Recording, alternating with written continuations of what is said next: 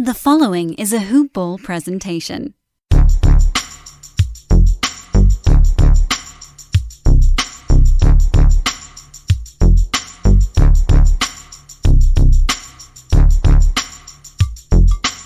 Yo.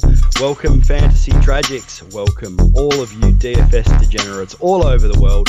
Welcome back to another installment of your premier National Basketball Association daily fantasy sports podcast. And keeping that brief, you're tuned into HoopBall's NBA DFS Today podcast. I'm your host, Brenton Eckersley, coming to you from the land down under, where it's currently Friday afternoon. And we are here to bring you another chunky 10-game NBA slate for Friday, January the 29th. And as for the we, that is myself over here in Adelaide, South Australia, and of course my good mate from the other side of the globe, as always, live from New York City. It's my fantasy affiliate. It's David Menkoff. How you doing, Dave? Doing well. Excited to be on here with you. Really excited to go through this slate. Looking forward to it.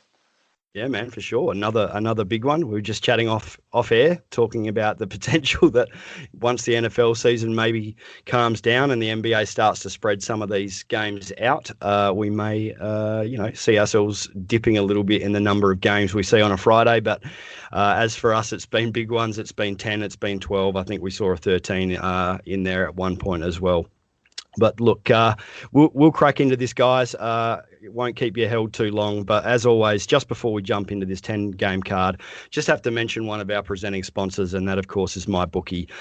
You guys can go and find these betting platform beasts on the web at mybookie.ag.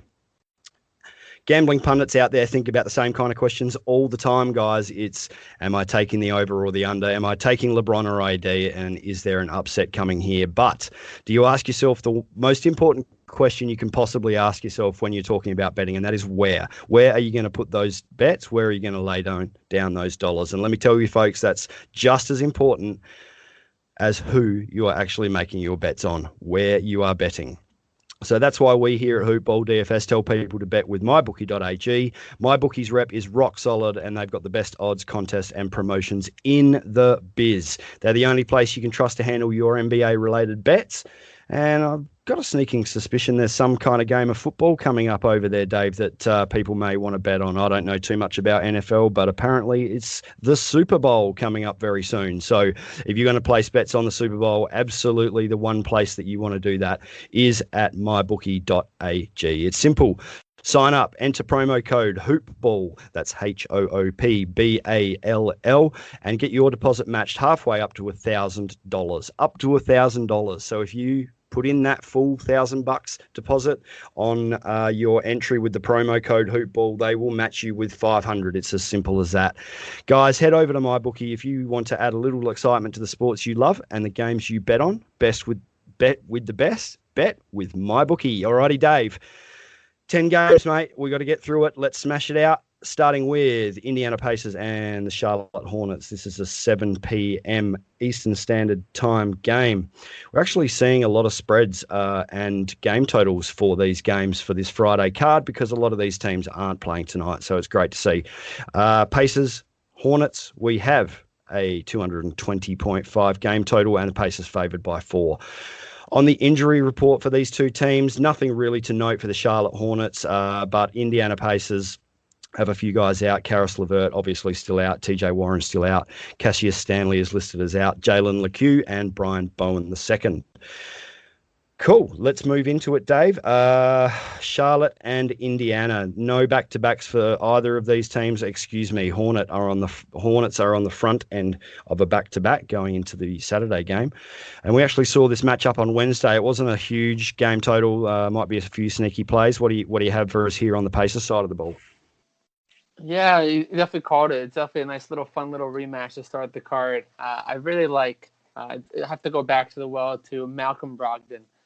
He's always going to be in play for me and on most slates, and on this 10-gamer, he might be a little bit overlooked. His price went down a little bit to $8,400 in this game. He's a guy that can absolutely put up 50 points. He's been very consistent this season, coming off a nice little game where he put up 46 fantasy points.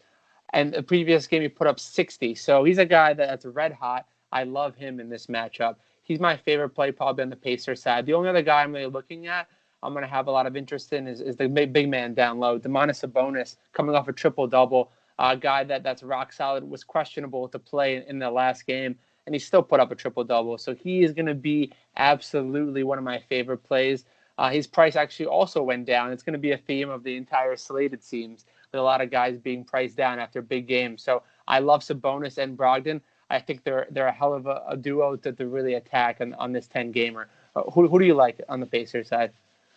We could just move on. It's those two guys for me and pretty much nobody else. I've got, you can have a look at ancillary guys for the Pacers, but I don't have a lot of interest in these guys tonight. Doug McDermott, I've been playing a little bit of since he's been starting, but 4,900, that just takes all the fun away. It's Sabonis at 9,200. Yeah, that's a much easier price to swallow than what we have been seeing. I think he got over 10K at one point. Yes, absolutely. There are a lot of big men on this slate, and we will find that as we go through.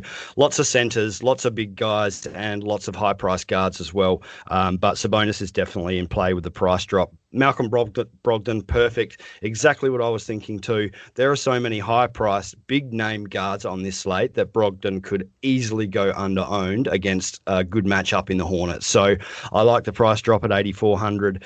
As you said, 60 DK points recently, and that was against the Raptors. This is not the Raptors. I love this as a pivot. I think that's it for both of us. We can move across to the Hornets. For me, I'm almost passing on most of the Hornets here tonight. I think I see one value play I like. What about you, Dave? Do you see anything I'm not? Yeah, the only guy I'm really looking at for a nice bounce back effort is Gordon Hayward, 7,000. He's coming off a rare dud where he only had 16 real life points, 25 fantasy points. But before that, in the 3 games previously, he was absolutely smashing at averaging nearly 50 fantasy points in the last 3 before that. So I think he's going to have a great bounce back opportunity, and he's going to be fairly owned to boot. So I especially love a little Gordon Hayward action on this slate. So he's the only guy I'm looking at on the Hornets side of the ball.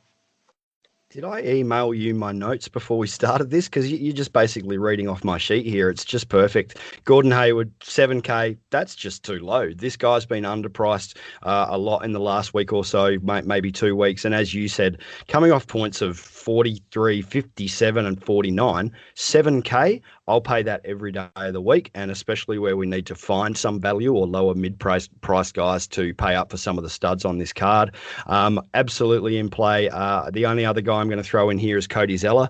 Got the start last time out, I believe. He'll probably have to start again here, going up against the Twin Towers in Miles Turner and Sabonis. They're probably not going to be able to play too much Biyombo out there because Zeller's about 3 inches taller off the top of my head. So, yeah, I like Cody Zeller here. And regardless of Miles Turner's block numbers, which we all know are just through the roof this season, it's just 5, 6, 3, 5 every night. The fantasy points are actually still churning over at the opposing center positions against Indiana. So Cody Zeller's not a bad value play at 4K. Gordon Hayward, that's the only other one I'm looking at too. Cool. Moving on to Atlanta Hawks and Washington Wizards, mate. It's another 7 p.m. Eastern Standard game. Do we have a spread? Yes, we do. It's 234 high-paced games. We love these ones. The Hawks are favoured by 3.5. And on the injury report, we have for Washington, Denny Avdia, Troy Brown Jr., Thomas Bryant, and Ish Smith all ruled out. And for the Atlanta Hawks, we have Bogdanovic out, of course. Chris Dunn is out. Probable, we have Onyeka Okongwu. Take that one, Micah Potria. We have probable Clint Capella, and we have questionable Cam Reddish and Rajon Rondo. Okay, let's jump into the Hawks, mate. Pretty nice game stack target here, Dave. What do you have on both? On the Hawks side of the ball to start with? Yeah, you absolutely nailed it. It's going to be one of the more exciting games from a DFS perspective because there's going to be almost no defense play outside of potentially Clint Capella if he does suit up. So on the Hawks side, I absolutely love Trae Young, 9,100. He's pretty much lock and load. After a stretch where he wasn't really living up to his potential, he's been on a nice little tear. It's been helped by some overtime performances, but also he's just been smashing with his lowest game in the last 4 at 51 fantasy points. And his price tag did not jump at all after that game against the Nets. And 9,100, I absolutely love him. He's probably one of my favorite point guard plays, especially in this game script scenario. He's going to be absolutely one of my favorite plays. And then moving on to kind of on the wing side of the ball, I love DeAndre Hunter. He's been pretty solid this season. He's really had a nice little comeback season after kind of a slow start to his career, but he's been very steady and he's been putting up value, especially if Cam Reddish ended up not playing. He's going to get even more usage coming off almost a 40-point fantasy effort. His price tag also went down to 6,300. I don't know who's pricing at DraftKings, but they're really struggling, I think, on this 10 gamer. So I'm going to have a lot of DeAndre Hunter, and then I'll probably have a little bit of interest in Clint Capella if he does play. His price tag has gone up pretty severely, 800, but the Wizards don't play any centers, and a bunch of their centers are out for the season or not very good. So in that case, I'll have some interest in Capella, and that's pretty much it on the Hawks side. Who do you love on the Hawks in this matchup? Yeah, I'll keep going back to the well on Clint Capella. Probable in this one, but I think he plays. If he's in, absolutely fire him up. 8,900, yes, that is a high price, but you just got to look at the matchup here. The pace of the game, the Wizards play the fastest pace in the NBA at the moment, and while Clint has a couple of lower scores in the last two games, this ceiling's just too good to ignore. I mean, who's stopping this guy? Robin Lopez? No, that's not happening. I really like Clint Capella at 8,900, and yeah, the other guy for me is Trae Young, absolutely. I mean, this guy's floor is 55 right now, not 9,100. That's an amazing price for Trae Young facing the Wizards. The ceiling's just sky high as long as this stays close, and he's absolutely, as you said, one of the best point guard plays on the slate tonight. 56, 51, 56, 66, 55, and 50. That is his last six outings, and he's priced at 9,100. So that's a beautiful play. One last one to just throw in there, and that was on the news that Rajon Rondo is questionable. If Rajon Rondo can't go, just have a little squiz at Brandon Goodwin. Complete basement price at $3K. He may get some minutes if Rondo sits, just worth a little value look for some GPPs. Over to the Wizards. Mate, I don't know how interested I am here, to be honest. In all honesty, checking the stats, the Hawks have been a better defensive unit this season than they were last season, that's for sure. Last season, it was, the Hawks are playing, I'm just going to load up 5 starters on the opposing team and see what happens. This season, they are definitely a little bit tougher in some of the wing positions and especially at center with Clint Capella in there and balling out. So, I don't know. I'm not looking too much here. Westbrook, can't ever rule him out. There's no back-to-back. Bradley Beal's been balling. Are you going to play either of these guys? Yeah, it's hard with Westbrook coming back. He's a usage monster, so that's absolutely going to throw a wrench into my Bradley Beal plans. I mean, his price tag is 10,200. The way he's been putting the Wizards, poor Bradley Beal, putting the Wizards on his back recently, just putting up monster numbers from the DFS perspective. Yeah, and you can see it in his face too, man. The frustration is starting to get there. You can see it. You don't see this guy, emote very much, but you can see the frustration right now. Oh, absolutely. And because of that, there might be some extra incentive from him. It's just going to come down to whether, if Beal keeps his game close. I just don't see it happening if the Hawks are all healthy and they put it on the Wizards. I just don't see how this game stays close. The only guy I'm actually really targeting, we're talking about basement prices, Jordan Bell, the recent signee / starter on the Washington Wizards, starting at that center position. He's a guy that used to be a DFS potential darling back in his days when he came into this league. A lot of comparisons to a poor man's Draymond Green. And he's a guy that has flashed potential in his career, and he's given every opportunity now to succeed on the Wizards side. So I love Jordan Bell in this matchup. Regardless of if the game stays close, I think he should get plenty of usage. And at that price tag, it's hard not to go with him. Great call, man. I love that. I'm really not interested in too many Wizards here. It's a couple of dart throws at the lower price guys. You've covered Jordan Bell perfectly. The basement pricing for him is certainly makes me salivate a little bit. The points per minute can be pretty good from this guy, so I don't mind that call at all. The other guy that I've been throwing darts at is Jerome Robinson at 4,500. That price is starting to get a little bit sticky for me. I won't play Garrison Matthews. I think the theme during the podcast that I'm on anyway, or I just generally don't chase guys who shoot and only shoot. And yeah, Jerome Robinson at 4,500. He's been on my radar. He's a little bit priced up now. So look, honestly, outside of Bell, I think I may just be passing on the Wizards. So if you don't have anything else to add, we can just move on. Yeah, let's do it. Let's do it. Milwaukee Bucks at visiting the New Orleans Pelicans. My New Orleans Pelicans, 7:30 p.m. Eastern Standard Time. Let's check the spread here. Yes, we have one. It's 229. Pretty high pace for a game involving the Pelicans, but of course it is the Bucks, and the Bucks are favored by -6. That seems low to me. Anyway, injury report. Where do we get to here? They're a little bit down the page, I think. Just excuse me while I find them, good people. May not be released yet. I'll let you talk, Dave, and if I find that injury report, we'll go back and double check it. But yeah, I don't know about this one, mate. I don't see this staying close in any way. I think this could be out of hand within the first half, maybe the first quarter. The Pels have been terrible, as much as it pains me to say. Who are you looking at, if anybody, here for the Milwaukee Bucks? Yeah, I'm sorry to see your Pelicans really laying some goose eggs out and on the floor, but I mean, you said it. This game, the spread right now is somewhat fair, but at the same time, this game can get out of hand very quickly if the Bucks start rolling. So the only guys I'm really looking at on the Bucks side, to be honest, especially since this game is going to potentially be a blowout, is Chris Middleton, 8,400. Absolutely in play. If this game stays relatively close, I can see him putting up some very, very juicy numbers. But at the same time, it's really hard to trust anyone on the Bucks side of the ball, just given the blowout potential in this game.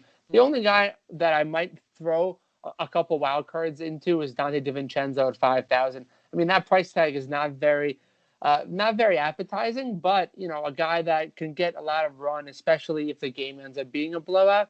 Why not throw a few darts at him? He's going to be almost low ownership to no ownership whatsoever on this 10-game slate.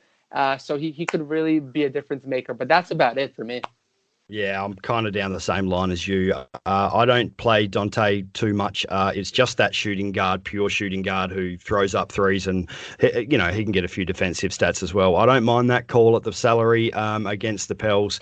If anybody is going to stay out there during a blowout, it's probably DiVincenzo. It's not a bad call, man. I am actually looking at Drew Holiday, though. I think 7K is too cheap, even in a blowout. I'm not paying up, 10-8 for Giannis in a game where he might play 21 or 22 minutes. But I will look at Drew Holiday here. So revenge narrative, there is no revenge narrative here. He left the Pels on good terms, and I kind of expect more hugging and smiling between these guys than any kind of spite. But I just get a feeling Drew may want to just show up his old team a little bit. That's a revenge narrative that I'm more likely to follow. A friendly, happy, smiling revenge narrative. 7K, I don't mind it. Pels have been terrible. I'm not really looking at anyone else here outside of the blowout to power forward, and that is Bobby Portis. 4,200. I just go to this guy whenever I think the Bucks are going to blow someone out of the water. I think that happens here. He never gets past about 30 DK points, but 4,200 in a blowout, he is definitely in play. Pelicans. Boo. I am struggling to watch my favourite team at the moment. We did get the win over the Wizards. We got the win over Bradley Beal just. So, yeah, I don't see this one as any kind of competition for the Bucks. I don't mind a little bit of Eric Bledsoe here at 5,700. He's going to find himself in probably one of the spots where you can target the Bucks. If the game stays any kind of close for 3 quarters, maybe even 4 if we're really lucky, I think Bledsoe's just got himself a nice spot here. He should get a ton of shots. I like it even more if Lonzo Ball sits. And apologies, I did find the injury report. It is that Lonzo Ball is questionable, and that is it. Nothing for the Bucks. I won't be going near Brandon. I won't be going near Zion. And the only other things to comment here are the potential blowout players, and that's Nicole Alexander-Walker at 4,200. And he may even get the start if Lonzo sits. He's worth a few punt plays, but if he gets the start, he's just got to face up against Drew Holiday defense. So, yeah, it's okay. It's just a bit of a GPP dart throw. Josh Hart, if Ball sits and the Pelicans switch Bledsoe to the 1, then Hart may start. He may become a decent value play at that shooting guard spot. And then the rock bottom pricing of Jackson Hayes. If this just gets out of hand in 20 minutes, Jackson Hayes is going to get all the run that he wants, and $3,000 is too cheap for a guy who may put up 25 DK points.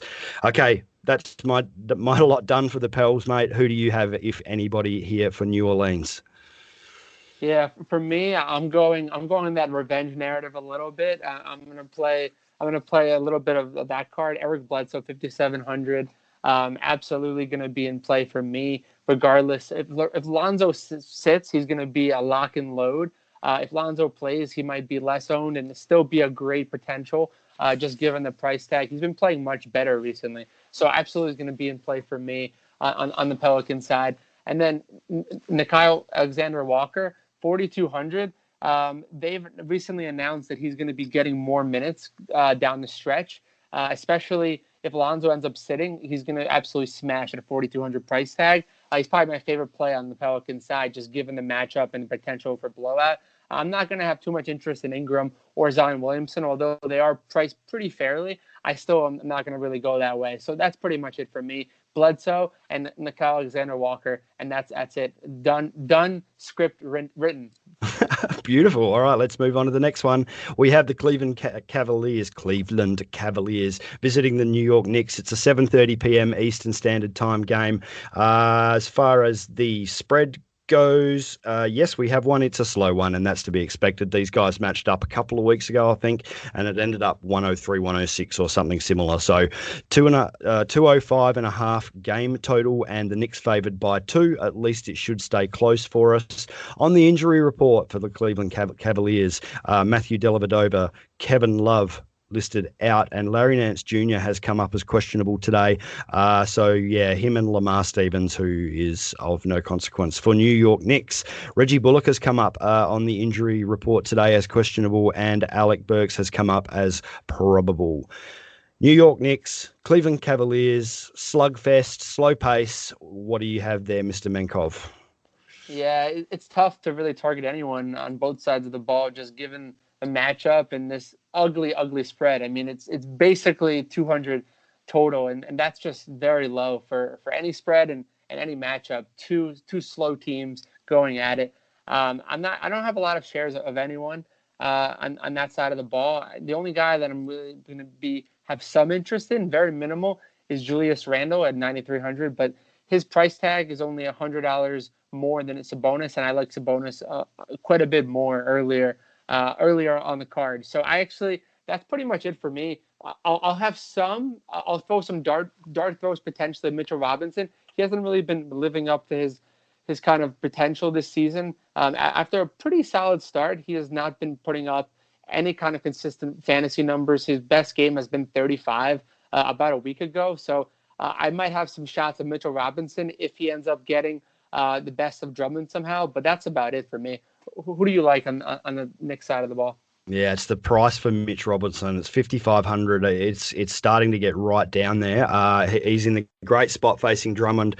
Drummond is not a defender in any way, shape, or form. But yeah, look, there's a bit of upside here for Mitch Rob if he can get his game going finally. And we're better to do it than against the Cavs front court. 5,500 is a pretty good price for some GPP plays. I like that. Julius Randle. Yep. He put up 45 DraftKings points in this matchup last time out. $9,300 isn't much fun. I just think, as you said, you'd be looking at players like Sabonis well before you look at Randle in a slow down, what does Santino say, punch in the face kind of matchup. I'm not looking at any of the Knicks guards rotation. That is a blender right now. And now apparently we have Austin Rivers back in the mix. So, yeah, thanks for that. We'll just leave the Knicks backcourt alone. Switching over to the Cavs, I'm not too interested in guards here either. I don't mind Darius Garland and Colin Sexton on a regular basis, but this slowdown matchup is just not where I'm looking for these guys. Have you got any interest in the Cavs backcourt? I have no interest in the Cavs backcourt, to be honest with you. Yep, perfect. That's fine. I will be looking at Andre Drummond at 8,600. We are hearing rumblings around the league that there is a potential trade coming for Drummond. So, he's on showcase right now, 8,600. He's probably the only Cav player I'm even sniffing at. 74 DraftKings points against this team 2 weeks ago. On the similar Friday matchup. And now that the contract talks are surfacing, dude is going to be playing his best basketball. He's the only guy I'm looking at, man. Is there anybody else out? Well, will you be looking at Drummond, and is there anybody else you're looking at? Yeah, I mean, I think we're definitely reading each other's minds. We have some telepathic abilities tonight because Drummond is the only guy I'm looking at, and I'm going to be looking at him quite a bit in this matchup. Even though it's a slow-paced game, he should absolutely smash just given all the rumors circling him. And that's it. I think we can move on. Yeah, it's not a very happy game for DFS. So let's move on. Sacramento Kings visiting the Toronto Raptors in Florida, I guess, at 7:30 p.m. Eastern Standard Time again. Game total, who am I looking for here? Kings and Raptors, 228.5 game total. The Raptors favoured by 6.5. That seems low as well. I have potential blowout concerns in this one too. Injury report for Sacramento Kings. Nemanja Bjelica, doubtful. So he's upgraded to doubtful, I think. Daquan Jeffries is out and Jamias Ramsey. I apologize if I butchered that name. I have not attempted that one before. For the Toronto Raptors, OG Anunoby is questionable. That's something we need to watch. And Patrick McCaw is still out. Okay. Looking at this, we have no back-to-backs. Raptors are not on a back-to-back. Apologies, the Kings are on a front end of a back-to-back. Mid-table for pace. This is a serious blowout risk. I'm not too not too invested on either side. There are a little bit of interest on the Toronto side of the ball, maybe. On the Kings, I'm only looking at one dude. What about yourself, Dave? Yeah, I have to agree with you. It's not a lot of interest on the Kings side of the ball. I'm looking at De'Aaron Fox only, 8,500. He's going to have some interest for me. And then I'll have some shares, minimal shares that is, at Richaun Holmes at 6,600 at the center position. He's a guy that can put up 15 and 10 with 4 or 5 blocks in any given matchup. And given the Raptors' just inconsistency in the center position, he's a guy that could be a strong GPP play, just given this entire slate. So I actually like him quite a bit in that mid-range price. And that's pretty much it on the Kings side of the ball for me. Yeah, it's low ownership here for me on the Kings as well. Richaun Holmes, 6,600. That's definitely worth some squirts. Not the blowout is the worry, I guess. I think I'm going to just be underowned on most of the Kings. Marvin Bagley, 5,800. He's one guy I might have a sneaky look at here, just as a pivot away from some of the higher price big men that we have a plethora of tonight. He's finally come to life. He's in a decent spot. The Raptors are surprisingly leaking fantasy points to power forwards. Look, he's not my favourite play on the slate. He's probably the only Sacramento King I'm looking at with any interest, though. Cross to the Raptors, Toronto, blowout, higher prices. What do you think here, mate? Can you play many of these guys? I have interest in a few. Yeah, absolutely. I mean, the price tags, again, are not really reflecting the play recently, but Pascal Siakam coming back from injury, he's priced at a very nice level. 7,300 is very much swallowable, as I like to say. Just given the matchup, I don't see a lot of defense that's going to be played on the King side, especially in guarding him. If he gets hot, he's a guy that can absolutely go off for 40 to 50 fantasy points, and his price tag is a new low this season, one of the lowest points it's been. So I'm going to have some interest in him at the top of the front court. And then the other guy I'm looking at for a nice bounce back opportunity is Chris Boucher, who has absolutely been on a downturn after that great start to the season and really hit his stride mid-January, putting up 40 to 50 fantasy points. Now he's kind of in that 20 to 30 fantasy point range. So I think this is a perfect opportunity for him to get back in the mix, play 30 minutes, and put up a nice little 35, 40 fantasy point nugget. Love it, man. Chris Boucher is the top of my list here. He's one of the guys I want to have a lot of shares of against the Kings. As you mentioned, down in the last few, but it was only a week or 2 weeks ago that he was putting up 40 to 45 DK points on a regular basis. 6,100, that's crazy low. A lot of these prices are crazy low, as you mentioned at the top of the show. There's been price drops everywhere. I don't know, maybe DraftKings had a downturn in clicks on the website and just wanted to get more people involved. But I will look at a number of guys here. Freddie Van Vliet, 7,500, too cheap for Freddie. If you want to save a little bit of dough at the guard positions, Freddie is completely swallowable here. It's a $400 price drop on a guy who's coming off back-to-back 46 DK point runs. So, yeah, cool. DraftKings, thank you for that. We'll take it. The other guy that I want to look at hard, if he continues to start, and there's no guarantee that he does here, but that's Norm Powell. As we said on Monday with Mike, the math here is pretty simple for Norm Powell. If he's starting, you can play him. If he's coming off the bench, you can leave him alone. But OG is questionable. So there is a chance that Norm holds the starting spot. 6,200 is starting to scare me off a little, but it is the Kings defense. Freddie has the matchup with Buddy Hield, apologies. And there's a number of guys here for the Toronto. I like it. It's hard not to play them all. Cool. Just before we move on to the next game, guys, we just want to have drop a quick message in about one of our beloved sponsors here, and that is Manscaped. I am staying away from the Weed Whacker trimmer for the time being. If you guys caught our show last Friday, you will have heard me completely butcher the last ad read, so I shredded that sucker. I even got called out on Twitter for that ad read. Thanks for that, Josh. It was all in jest, but I'll just move into an area that's a little easier to get my mouth around, and that is the fact that Manscaped have just released their new cologne scent to help you feel good and smell good all over and at all times. Who knew smelling this good could feel this good? Everyone knows Manscaped has the perfect package 3.0 for all of your below-the-waist grooming needs, but they did not stop there. Complete your grooming game with the new refined cologne signature scent by Manscaped. Calming and inviting, this signature scent introduces a light citrus burst before settling into the anchoring notes of vetiver and a woodsy masculine finish. That just sounds so good. This 50ml spray cologne is even hypoallergenic, cruelty-free, dye-free, paraben-free, and 100% vegan.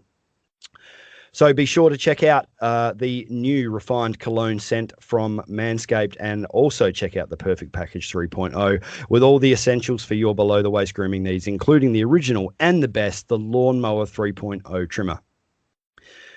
Get 20% off and free shipping with the code HoopBall20. So that is HOOPBALL20 at manscaped.com. That's 20% off with free shipping at manscaped.com.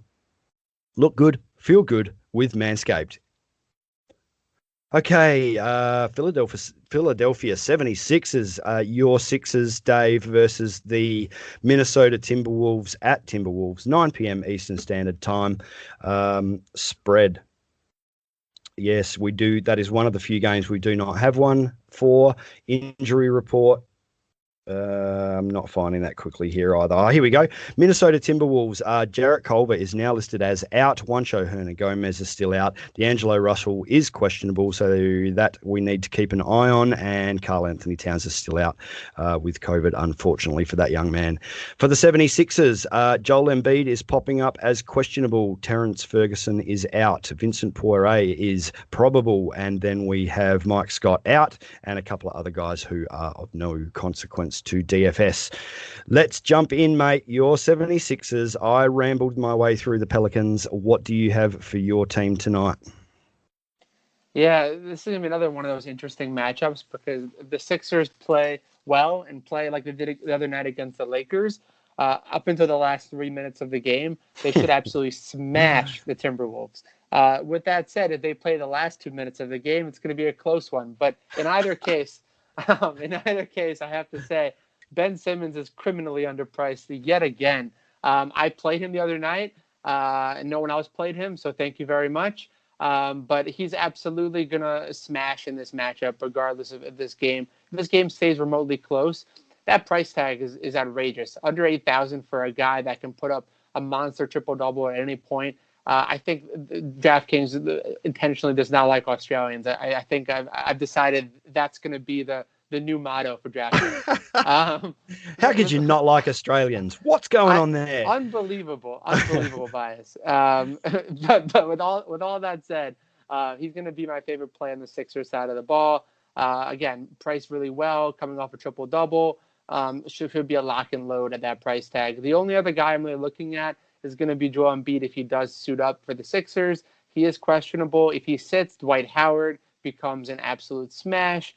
Although in the last game, when we thought that was the case, he threw up an absolute dud. So Tony Bradley could end up being the absolute smash if Embiid sits at 3,600. I love some Tony Bradley. He should get plenty of run in this game. If Embiid is out, and that's it for me on the Sixers side. Who do you like in the Sixers? Total DFS telepathy going on right now. That price for Ben Simmons is ridiculous. 7,700 against the Wolves in the point guard spot. Cool, lock it in. And the nice thing about Ben Simmons on DraftKings is you can play him at small forward. Yes. So we can play Simmons as a stud in the small forward position. We can play Trae Young or another stud like DeMontis that we've already touched on in the guard or center positions and load up nicely. This is a great matchup. Love that price. Beautiful. And yes, the other side of the coin here is the center spot. So if Embiid plays 9,400, smash that in. There's blowout potential here, but I'm hoping it's basically Embiid that does the blowing out. So at 9,400 for a guy who's got 55, 60 point upside, that's not a problem at all for me against the Wolves defense. And as you said, if Embiid is out, we get options with Dwight Howard and some Tony Bradley as well. If you believe this is going to be a total blowout, which I think it may be, Philly are a very good team. Shake Milton is worth a shake. That's awesome. At 4K. If you think the blowout's coming, it's worth a look down the roster here. Shake Milton is now super cheap. We know what he can do when he gets minutes. We know that Seth Curry is back, but if this goes blowout, have a shake at Shake. I apologize. Timberwolves. I'm just going to run through this really quickly. I'm looking at one guy here from the starters, and then I guess there's a blowout conversation to be had. D'Angelo Russell's questionable. I like to look at Jordan McLaughlin in both of these scenarios. If D'Angelo Russell is out, I skip over Ricky Rubio, who generally doesn't have a great amount of upside for his dollars, and I will play Jordan McLaughlin coming off the bench as the backup point guard for only 3,800. The starter that I'm interested in is Malik Beasley. That is interesting to me if Russell sits. If Russell starts, I will have less interest in Beasley and no interest in Russell against Ben Simmons. The other guys that I may have some continuing shares in are Jared Vanderbilt, 5,100. Guys just displays energy all over the court, and he's going to put up a monster one of these days. He is one of these guys I'm chasing for that 45-point DK upside. And given the blowout potential, I'm just going to have a little stab at Anthony Edwards here at 4,800 as well. I don't think this stays close. I think he gets a stack of minutes. I've covered the Wolves, mate. Do you have anything to add or any others that you may be looking at? I think you absolutely nailed it on the head yet again. I shouted you out for those that follow me on Twitter and follow Brenton for that Jordan McLaughlin call the other night, where I absolutely played him as a nice little pivot play, and he helped me cash. So thank you very much again for that call. It takes a second set of eyes sometimes. Everybody on this DFS Today team, we are all talking to each other and helping each other. And yeah, I like Ricky Rubio, but the call was $3,800. Someone's got to come in as backup point guard, so that was the play. Anyway, glad I helped you out. Absolutely. I appreciate it. So with that said, you nailed it. Anthony Edwards, 4,800. This game ends up being a blowout, which it expected to. He's coming in with a lot of confidence. So if he continues playing with that level of confidence that made a number one pick in this year's draft, I mean, he's going to be a great guy to throw in that mid-range salary. He's going to be great. If D'Angelo Russell sits, Malik Beasley also in a great spot. His salary is way too cheap. Again, I don't know what DraftKings is doing. I'm going to keep beating the drum on that phrase, but maybe we should be not doing that. Just keeping it quiet. Let them play these low prices. Keep it off their radar. Yeah, Next game, Malik Beasley is going to be priced at 10,000. He's going to pull a Kevin Huerter. Absolutely. So sorry, and not to derail the conversation. The only other guy I'm looking at, there's a few clearly in blowout potential. Naz Reid, 5,900, been starting. He's been playing great. He puts up block steals. He can do pretty much everything. I just don't know how he's going to be able to handle Joel Embiid if Embiid plays, which is why he's very much a risky play in a GPP only attack for me. Yeah, for sure. I think Naz Reid is worth looking at if Embiid sits. If Embiid is in, Naz Reid may have some foul trouble coming. Was there anybody else on the Wolves before we move to the next game? I'm all set on the Wolves side. Cool, man. Brooklyn Nets traveling to the Oklahoma City Thunder. This game is at 8 p.m. Eastern Standard Time. We do have a spread, I believe, on this one. We do. It is the Nets favored by 10. And a high game total. The Nets play fast, and that is 230.5 game total. On the injury report for the Brooklyn Nets, Nicholas Claxton remains out. Spencer Dinwiddie is obviously out, and Norval Pell is also out. OKC, Trevor Ariza will not play basketball for this team this season. Josh Hall is out. George Hill is listed as out, and Ty Jerome is also listed as out. Brooklyn Nets, the big three. I am struggling to play any of these guys at the moment. If anyone, it's Irving. Because of the pricing, I'm not sure too much changes here. What about you? Yeah, you absolutely nailed it. I mean, with Irving, his price tag has been dropping a little bit each game just because of the usage being thrown around between Harden, between Kevin Durant. It's really hard to trust any of these three guys. I mean, you definitely said it. The only guy that I'm actually been looking at, normally I would agree with you on the Kyrie side, but I'm actually been looking at Kevin Durant. His price tag dropped finally under 10,000. Hallelujah. It hasn't been 10,000 in more than 2 weeks.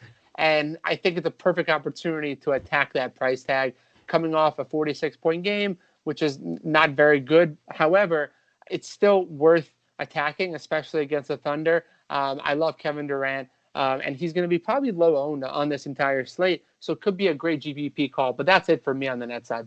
Good call, man. I am still looking at KD, even as the prices have been high, as you mentioned. Now the price has dropped to 9,900. That's a much better price for Kevin Durant with the other two in. Who stops him here? Darius Bazley? Al Horford? Nah, nobody stops Kevin Durant. It's 9,900. It's a high price. We have a lot of other targets on this slate, but I don't mind that call at all. Harden? No, too much for me. Kyrie Irving? Yep, as you mentioned, the price continues to drop, 8,700. I think that's too cheap for this guy again. Look, the Thunder are a little restrictive at point guard. So Shea Gilgeous-Alexander is getting it done at both ends of the courts, it seemed, at the moment. I have a little bit of Kyrie, a little bit of KD. I think we do have other options out there, but you can't not just walk away from the Nets. It's too risky to do that. You have to have some shares. And the last one that I've been playing a fair bit of lately, and that is Jeff Green. 4,600. Look, first up, you can absolutely target the Thunder at power forward, as I just mentioned. Uncle Jeff just continues to roll along without giving us huge scores. That's probably to be expected from this guy, but I've been playing a lot of Green lately. I'll continue to do so while his salary stays at this level. And 4,600 is a nice price for Uncle Jeff. On the Thunder side of the ball, we have one guy that we have to look at every time this guy steps on the court in a Thunder uniform. I'm not 100% sure I'm interested in too much. Oh, maybe one other. What do you have here for OKC, Dave? Yeah, I'm going to throw out a name out there that I'm sure a lot of people are not going to be interested in playing, but I have to play him more of just the fact that he's been burning me in a lot of my season-long leagues. But I think this is the game. Mark my words, everyone listening.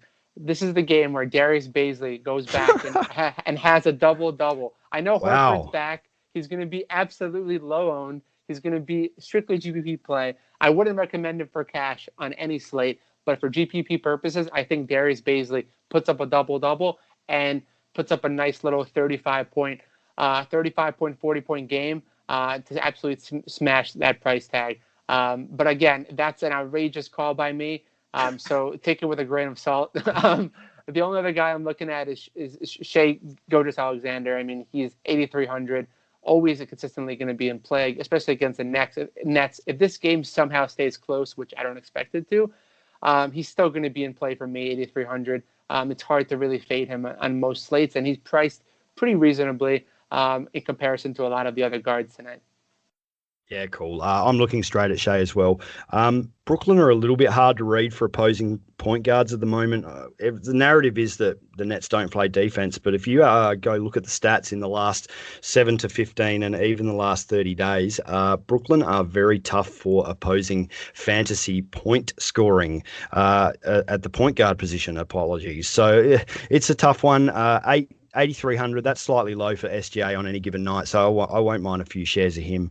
Al Horford, now, he's not a guy I play in DFS very often, kind of a boring, dull kind of play, but Horford gets to face DeAndre Jordan here. I like the price. 40. He just came off 49 DraftKings points in 30 minutes versus the Suns, and that's the Suns. Now he gets to face DeAndre Jordan. Can he have a repeat?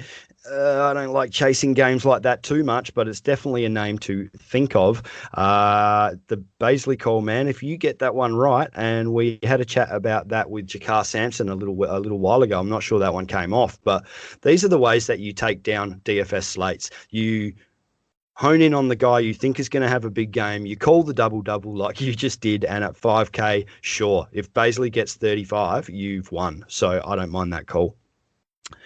All right, let's move to the next one, people. Los Angeles Clippers and Orlando Magic. This is 8 p.m. Eastern Standard Time, with the Clippers traveling to the Magic to play the game there. Do we have a spread?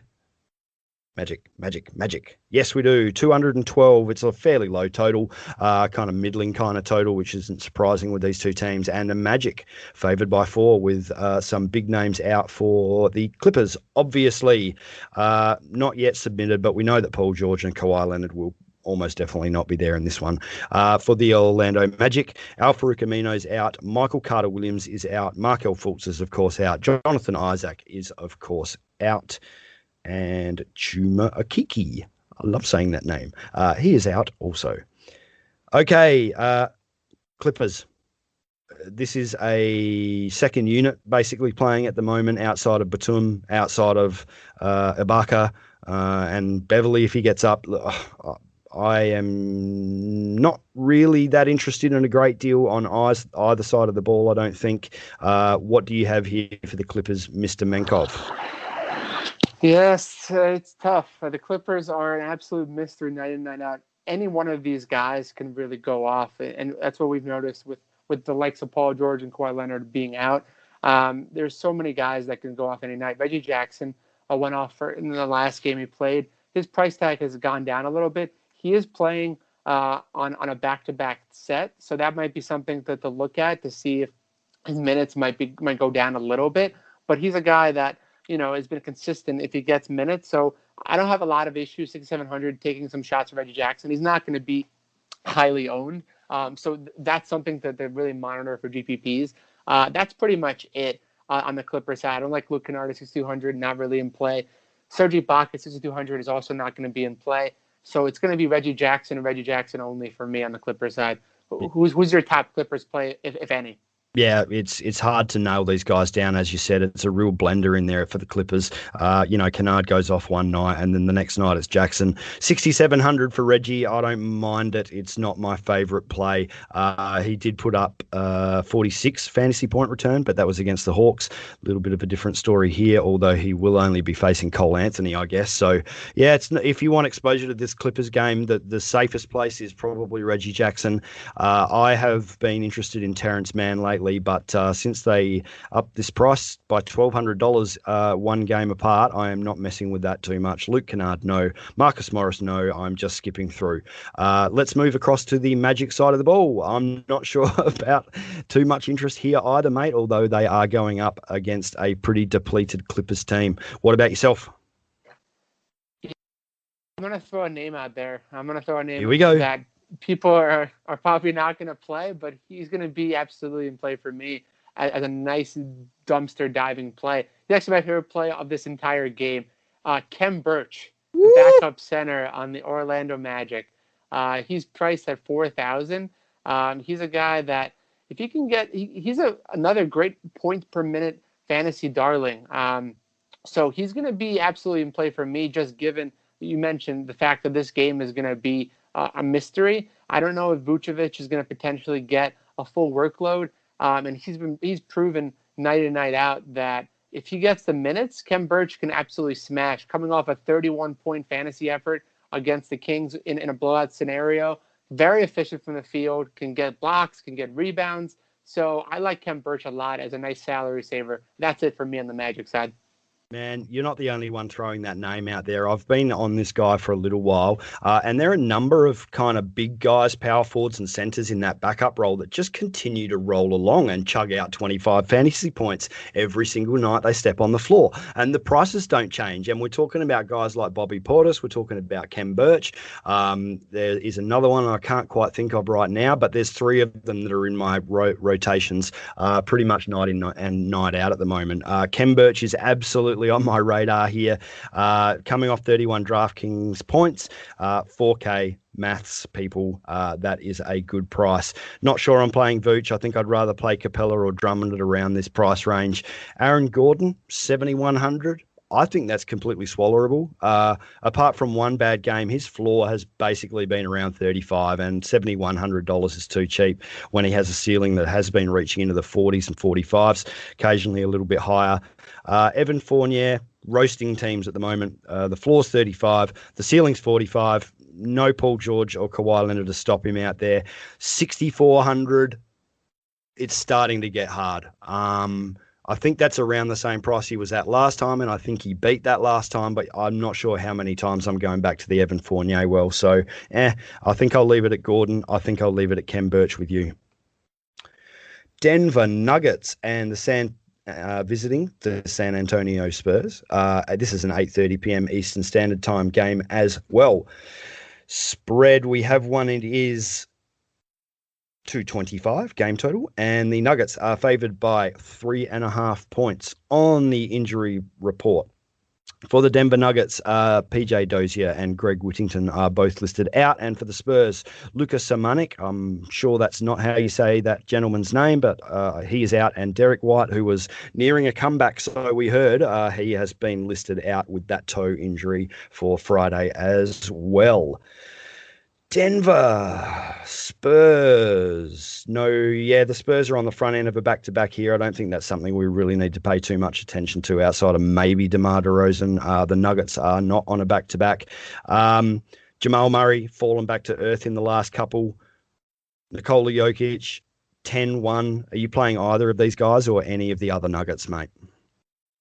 Yeah, I mean, I'm going to have some interest in Nikola Jokic, 10,100. His price tag is starting to really drop a little bit. So that's, for me, as a DFS player, a perfect opportunity to attack. So he's going to be in play for me, just given this matchup against the Spurs. It might be a little slower pace potentially, but, he's coming off two very, very poor games. One of them was a blowout against the Heat. The other game was a close one. But I fully expect him to bounce back nicely and get to a 60 to 65 point fantasy threshold in this one.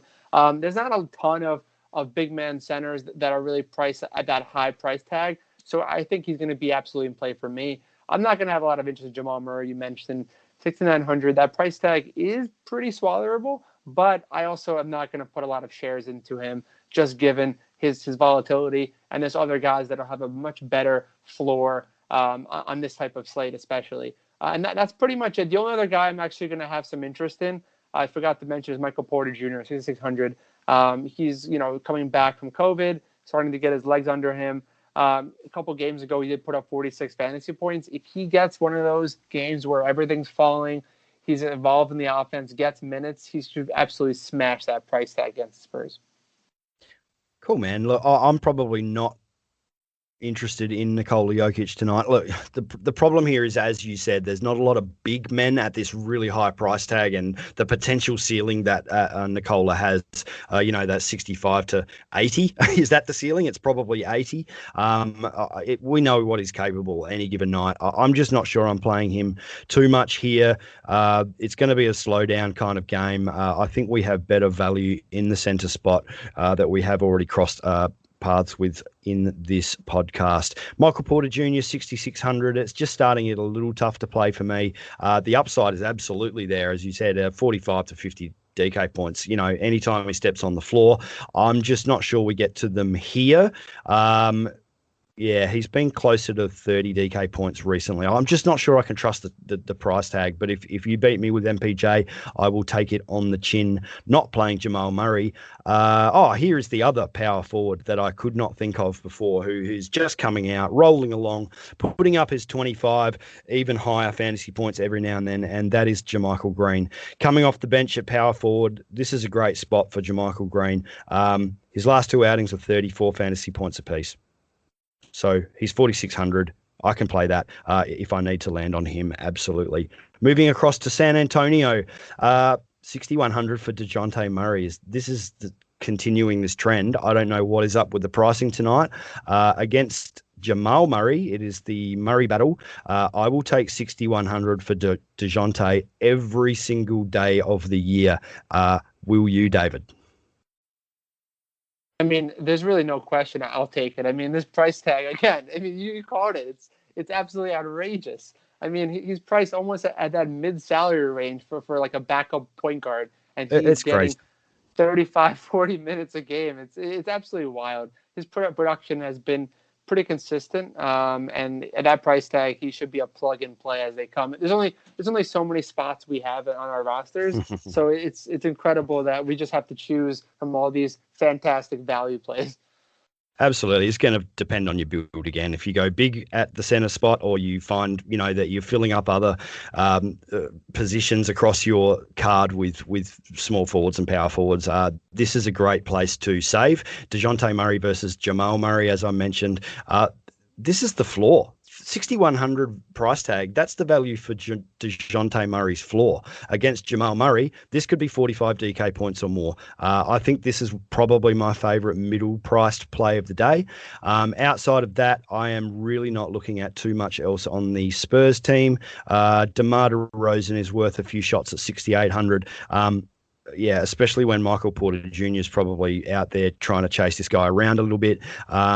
That is it for me on the Spurs team. Did you have anyone else outside of Dejounte? Honestly, you just said it. DeMar DeRozan, I'll have some interest in him. 6,800. Again, price tag that we've never seen before for DeMar DeRozan. So he's going to be in play for me. But I'll have some interest in DeMar and Dejounte. I think if we stack them with, let's say, a Jokic, that could be a potential GPP winning play because they're going to be pretty low owned. So it's something to really look at when you're looking at builds for sure. Love it, man. Love it. 5,500 on LaMarcus Aldridge. That is cheap, but it is a wild roller coaster for LMA this season. That is a GPP play only, and that is it for me on the Spurs. So we can move on. Dallas Mavericks at Utah Jazz. I think this is the last game of the night, 10 p.m. Eastern Standard Time. Do we have a spread? No, we do not on this one.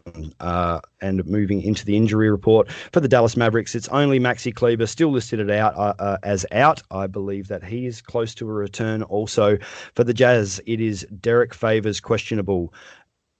Donovan Mitchell questionable. I was about to say there's no one else of consequence, but yes, Donovan Mitchell also questionable. So we need to watch the news on Mitchell for sure. We had some great value emerge when he sat the last one. Let's see if it remains the same here on the Jazz side of the ball. Dave Menkoff, go. Yeah, on the Jazz side of the ball, if Donovan Mitchell plays, he should be in play against the Mavericks. However, if he sits, that's where it gets a little bit interesting because then we can absolutely look at kind of what the Mavericks threw out there and last night with Joe Ingles, 4,700. He had the spot start and absolutely smashed that price tag. He was priced at 4,200. And I think at 4,700, there's still some absolute value if Mitchell sits, especially against the Mavericks. And he's going to be he might be pretty chalky if we get the news early, but since it's a late game, it's something to monitor because it's an hour and a half start time after the last game starts. So something to keep in mind when you're building your lineups to have some roster flexibility for that late game bullet. So he's probably going to be in play for me. The only guy I'm looking at really in the Jazz is Rudy Gobert, 7,500. I mean, his numbers recently have just been to the moon, which is saying something. I mean, all of a sudden, Rudy Gobert is putting up 15, 20 shot attempts, averaging his usual 3 or 4 blocks. I mean, he's just been smashing recently, and I don't think it's going to stop against the Mavericks because they just played. They just played 2 nights ago, and he put up 68 fantasy points in 37 minutes. So there's no reason why you can't go back to the well with Rudy Gobert here. Absolutely. This is one of the best plays of the night for me as well. Rudy Gobert at 7,500 against the Mavs front court. I will swallow that all day. Thank you. He's basically just toasted this same team for 68 fantasy points, put the Knicks to the sword for 54, one game before that. I don't see why the price is so low on Gobert here. He is going to beat the living out of the Mavs. Let's just leave it there. I'll leave the little silence gap in there. If Donovan Mitchell sits, Clarkson, Ingles, both of them come to mind. We just have to keep in mind here that Josh Richardson's defense is back at that shooting guard spot. So I probably don't mind either of them. It's a little bit of a pivot off of each other, although both of them went off when Mitchell sat in the last one. Look, it's a little bit of a roundabout there. You can probably play either of those two guys if Mitchell sits. Outside of that, I think that is it for me. Nothing else on the Jazz for you, mate? No, that's pretty much it. Cool. So Utah have been great defensively. Luka is priced at 10-6. He is the second highest player on the board. Can you play him tonight? I can absolutely not play Luka tonight, especially against the Jazz. They're a tough defensive battle. He's a guy that, he's really put his team on his back in certain games. In this matchup, he is priced a little bit down at 10,600, coming off a game where he just didn't get enough help. His assist numbers were pretty low at only 6 in the last one against the Jazz. There's always an opportunity for a bounce back effort against Utah, but if Mitchell plays, the potential for blowout increases a little bit. So I'm just a little worried about his minutes in this matchup. So I would not have any shares of Luka. The only guy I'm going to have shares of on the Mavericks side is going to be probably a GPP play only, but it's going to be Kristaps Porzingis. He didn't play all that well in 32 minutes in the last game where he put up 30 fantasy points. He's priced at 7,900. He's had games since his return where he has put up 53 fantasy points a little over a week ago. If this game stays close, he should smash that price tag. Again, strictly GPP play only. There's not a lot of shares I'm going to have of either guys. And that's it for me on the Mavericks side. It's going to be pretty bare boned for me. Who are you attacking on the Mavs side, if anyone? Yeah, I'm not too interested in the high price guys here either. You see Luka's name come up on your game. It's Luka. You know what the potential is. 45 DK points against the Jazz last time out. I'm not sure that the bounce back is coming in this one. Let's give him another game away from the Jazz and see what he can do there. I don't think I'm paying 10-6 for Luka. I would much rather pay the 10-8 for Jokic and be done with it if I'm spending that much on one player. Outside of that, Kristaps, yes, 7,900. That's a fair price for this dude. He's an amazing player. I just think there's better options at this price range that we've already been through. The only other guy, here's another one, James Johnson, 4,500. This guy is rolling as well. Now, he's not rolling and giving us 35 to 45 DK points, but at $4,500, he is a safe value cash play. He continues to walk out on the court. He continues to put up 20 to 25 DK points and just be a nice, safe play if you need that dollar spend elsewhere. That's it. I think we're done. We're done, Dave. Woo! We are finitoed. Finitoed. That's another big Friday card for us. But hey, people out there listening, we thank you very, very much for sticking with us out here in DFS land. Hopefully we help you guys make some big calls here today. Massive thanks to you, Dave. And I'm going to throw you a question without notice, and that is, who is your number one play in this 10-game card tonight? Ooh, that's a fantastic off-the-cuff question. Now, I'm going to just pander a little bit just so I can think about it. But my favorite play is going to have to be, I'm going to lock it in here, Ben Simmons, 7,700. Yep. Book it. Some bias on the Sixers, but also price tag and in game matchup. I love Simmons. Who do you like as far as your top play? Yeah, some definite Sixers bias there. No, that is an absolutely great call. He should smash in this one. And this is all about pricing too. It's Rudy Gobert, 7,500. That is nuts versus the Dallas Mavericks front court. We will see which way that goes for each of us. Hey, maybe it goes well for both of us. On Twitter, guys, you can find David Menkoff out there on Twitter at DMenk33. That is DMENK33. And myself, Brenton Eckersley, you can find me at Terrain72. So that is TERRAIN72. Thanks for joining us, guys. We won't keep you any longer. We love your company. Thank you for joining us, Dave. Thank you. Anything you'd like to go out with? Have a great night, everyone, and win some takedowns. That's it. HoopBall's DFS today. We are smashing daily NBA fantasy.